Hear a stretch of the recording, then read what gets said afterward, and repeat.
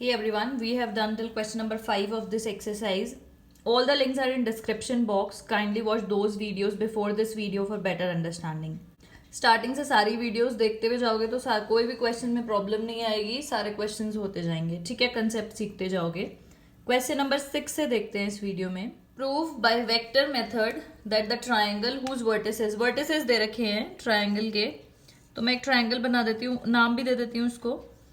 ए के वर्टिसेस दे रखे हैं तो तीनों के लिख देते हैं. आपको क्या करना है, वेक्टर मेथड से करना है. तो इनके वेक्टर्स लिख सकते हैं हम, पोजीशन वेक्टर्स. उसको ओ ए से रिप्रेजेंट करो या ए से, कोई दिक्कत नहीं है. ओ ए कितना आ जाएगा, पोजीशन वेक्टर है, ओ तो रीजन है 0 0, तो ओ ए कितना हो गया, ये माइनस ए. इसके कॉरेस्पॉन्डिंग ये वेक्टर आ गया. ऐसे इन दोनों के लिए भी लिख सकते हैं. ठीक है, अब आपको क्या करना है, क्या करना होता है, साइड्स निकालनी है. और साइड्स का अगर दो साइड्स इक्वल आ गई, उनका मैग्नीट्यूड, तो आइसोसेलेस ट्रायंगल हो जाएगा. तो साइड कैसे निकालोगे, ए बी कैसे निकालोगे, O B minus O A से. This minus this, A B होता है ना, बी माइनस ए होता है. ठीक है, दिस माइनस दिस, तो कितना आ जाएगा, देखो आई वाले का आई कैप से माइनस करना है, इसको इससे और इसको इससे.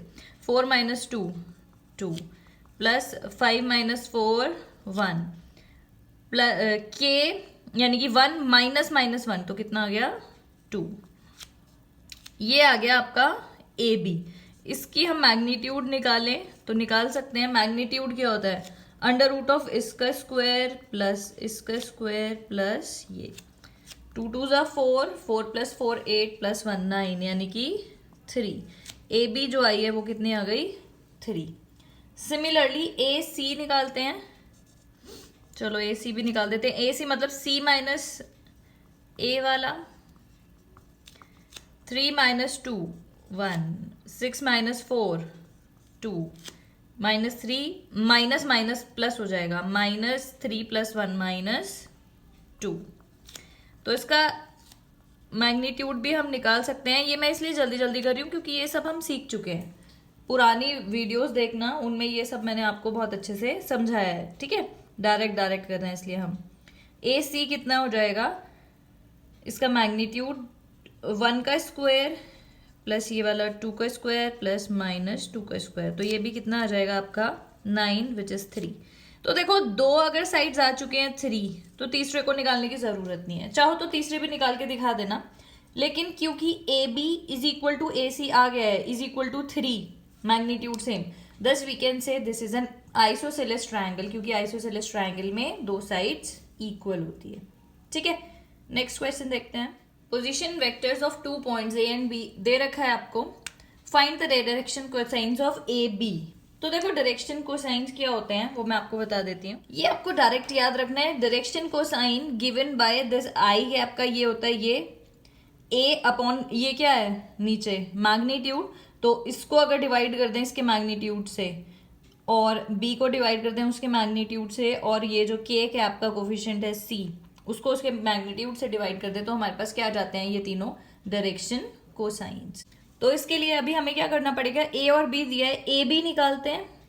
ठीक है, ए बी निकालते हैं और उसके डायरेक्शन कोसाइन निकालेंगे. तो ए बी कैसे निकालेंगे, b माइनस ए से. देखो कैसे, b माइनस ए, हमें दे ही रखे हैं पोजीशन वेक्टर्स, तो b ये है, a ये है. तो 3 प्लस 2 प्लस के कैप माइनस 5 ये. ठीक है, माइनस करो कितना आएगा, 3 माइनस 5 माइनस 2, 2 माइनस 1 1, के माइनस के कितना आ गया 0. तो मतलब क्या आ गया, 2 i cap plus j cap.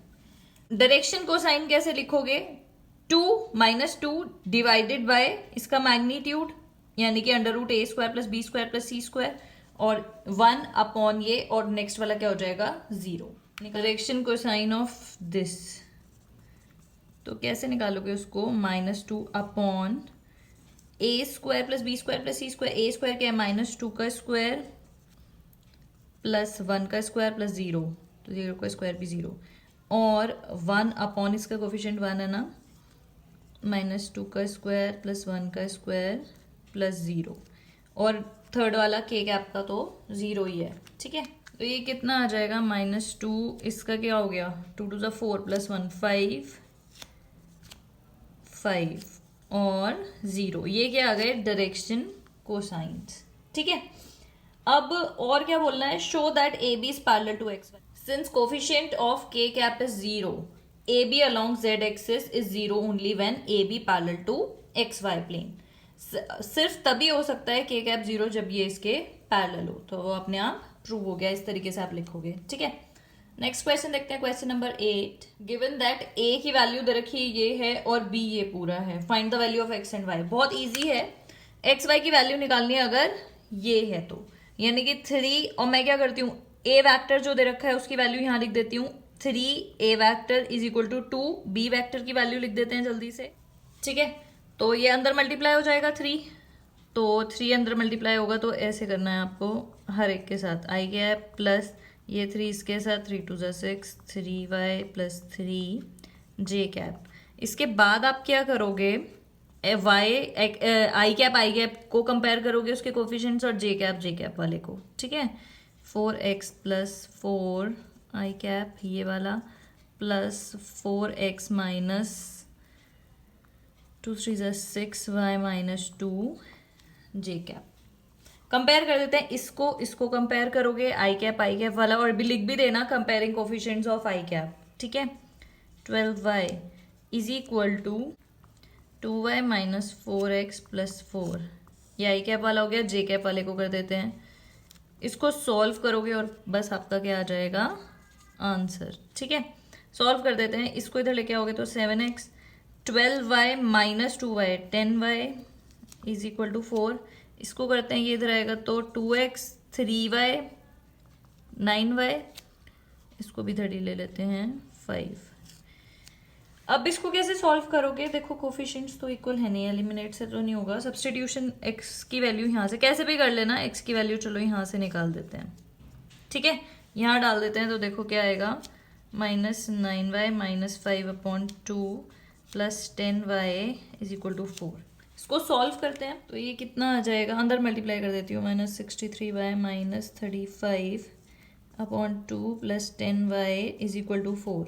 ये ना माइनस एलसीएम भी ले लेती हूँ, प्लस 20y, ये 2 एलसीएम लेने के बाद इधर चला जाएगा ना, तो एक ही स्टेप में कर दिया इसको। इसमें से ये y हो गया तो माइनस 43y, 8 प्लस 35 भी 43 होता है, तो y की वैल्यू कितनी आ गई, -1। ये -1 x इज इक्वल टू क्या था उसमें डाल देते हैं, तो x की वैल्यू भी आ जाएगी, जो कि आपके पास क्या आया था, x इज इक्वल टू जिसकी वैल्यू आपने ऐसे सब्सटीट्यूट की थी, है ना, y था ये, सॉरी, -9 -1 y की वैल्यू डाल देते हैं तो कितना आ गया, 9 माइनस 5/2 मतलब 4/2 यानी कि 2, तो x की वैल्यू आ गई 2 और y की वैल्यू आ गई -1। बहुत ज़्यादा इजी क्वेश्चन था। ठीक है, क्वेश्चन नंबर 9 देखो, very easy question, prove that the vectors, ये वेक्टर्स दे रखे हैं 3, फॉर्म द साइड्स। पहले क्या होता था, पॉइंट्स दे रखे होते थे साइड्स निकालने, ये तो ऑलरेडी साइड्स दे रखी हैं, तो बस क्या करना है, सबका इसको मान लो, कुछ साइड्स ये मान लेते हैं, ये ए कोई साइड दे रखी है हमें, ये चलो ए बी सी मानोगे ना, तो मान लो इसको, ये ए बी हो गई, बी सी और ए सी, तो आपको साइड्स ऑलरेडी दे रखी हैं, निकालनी नहीं है, बस उनका मैग्नीट्यूड निकालना है। निकाल देते हैं, ए बी मान लो ये, तो ए बी इसका मैग्नीट्यूड कितना हो गया वो तो आपको आता ही है, 2 का स्क्वायर प्लस 3 का स्क्वायर प्लस माइनस 6 का स्क्वायर, 2 का स्क्वायर हो गया 4, 3 3 9 36, 36 प्लस 9 45 और 4 49 मतलब 7। ऐसे इसको मान लेते हैं बी सी, बिल्कुल सेम यही करना है, बी सी क्या हो गया 6 ये प्लस 3, तो जब आप निकालोगे इसका मैग्नीट्यूड तो वो भी क्या आएगा, यही आएगा, 6 का 36 माइनस 2 का 4 कितना आ गया, तो ऐसे तीनों का सेम आएगा मैग्नीट्यूड। ऑलरेडी साइड्स दे रखा है तो याद रखना कि साइड्स, ये वर्टिसेस नहीं साइड्स दे रखी है, तो बस क्या करना है, मैग्नीट्यूड दिखाना है 7।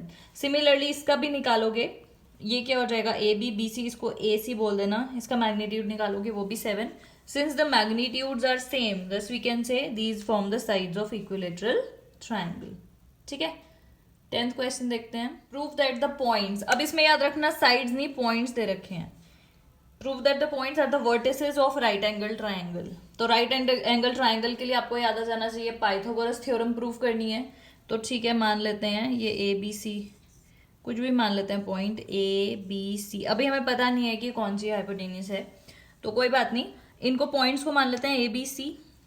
ठीक है, तो मैं लिख देती हूँ A, ये हो गया आपका। ठीक है, पॉइंट्स दे रखे हैं, तो पॉइंट्स दे रखे हैं, सबसे पहले साइड्स निकालते हैं, फिर मैग्नीट्यूड निकाल देंगे। साइड्स निकालते हैं तो क्या करेंगे, AB मतलब B माइनस A, मैं डायरेक्ट लिख रही हूँ B minus A। 1 minus 2 minus i आएगा, -3 माइनस माइनस प्लस हो जाएगा, -3 + 1 -2, -5 -1 -6। मैग्नीट्यूड भी निकाल देती हूँ साथ साथ। मैग्नीट्यूड कितना आएगा, -1 का स्क्वायर प्लस -2 का स्क्वायर प्लस -6 का स्क्वायर। 1 + 4 + 36, 36 + 4 40, 41 आ गया। AB को मैं यहाँ लिख देती हूँ √41 आ गया। सेम आपको करना है BC के साथ और फिर AC के साथ। निकालती हूँ जल्दी से। BC मतलब C minus B। 3 - 1 2 -4 minus minus plus हो गया 3, -4 + 3 -1, -4 + 5, ये भी माइनस माइनस प्लस हो जाएगा, -4 + 5 + 1। मैग्नीट्यूड निकालते हैं, 2 का स्क्वायर 4 -1 का स्क्वायर +1 + 1 मतलब √6। इसका मैग्नीट्यूड कितना आ गया, √6। सेम अब क्या करेंगे, AC के साथ निकालते हैं। AC यानी कि C माइनस A। चलो, C माइनस A मतलब 3 - 2 1 मतलब i cap, -4 plus minus minus plus हो जाएगा, -4 + 1 -3, -4 -1 -5। निकालते हैं इसका मैग्नीट्यूड B। 1 का स्क्वायर 1, -3 का स्क्वायर 9, -5 का स्क्वायर 25, 25 + 9 34 + 1 35, सॉरी 35। तो खैर जो मैंने ऐसे अज्यूम किया था ये हाइपोटेन्यूस, ये तो नहीं निकली। लेकिन अगर आपको पता है कि आप BC का स्क्वायर करो प्लस AC का स्क्वायर करो, कितना आएगा, BC का स्क्वायर यानी कि √6 का स्क्वायर 6 प्लस AC का स्क्वायर √35 का 35, तो वो क्या आ जाएगा 41, यानी कि AB के स्क्वायर के बदले। तो यानी कि ये क्या कर रहा है, इसके मैग्नीट्यूड्स पाइथागोरस थ्योरम को फॉलो कर रहे हैं। इसका मतलब this triangle is a right angled triangle. Okay, that is it for this video. Thank you so much for watching.